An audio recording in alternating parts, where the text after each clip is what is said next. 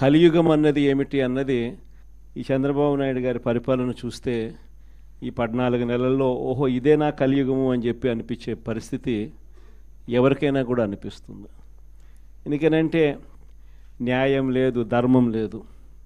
తమకు గిట్టని వాళ్ళు ఎవరైనా ఉంటే, తమకు నచ్చని వాళ్ళు ఎవరైనా ఉంటే, తమకు వ్యతిరేకంగా స్వరం వినిపించే వాళ్ళు ఎవరైనా ఉంటే తట్టుకునే పరిస్థితి లేదు, జీర్ణించుకునే పరిస్థితి లేదు. ఎలాగైనా తీసుకొని పోయి వాళ్ళని జైల్లో వేయాలి, ఎలాగైనా తీసుకొని పోయి వాళ్ళని చిత్రహింసలు పెట్టాలి, ఎలాగైనా కూడా వాళ్ళ పరువును తీయాలి అనే ఒక నీచమైన సంస్కృతి ఈరోజు మనం చూస్తూ ఉన్నాం. ఒక మనిషిని జైల్లో పెట్టడము అని అంటే తన పరువును, తన ప్రతిష్టలతో ఆడుకోవడం. అవన్నీ తెలిసి కూడా ఏ తప్పు చేయకపోయినా కూడా బురద వేసి తప్పు చేశాడు అని చెప్పి దానికోసం దొంగ సాక్ష్యాలను క్రియేట్ చేసి కేవలం వీళ్ళు పెట్టే ప్రలోభాలు, వీళ్ళు పెట్టే భయం తప్ప వేరే బేసి లేదు, వేరే సాక్ష్యము లేదు. ఇలాంటి పరిస్థితుల మధ్య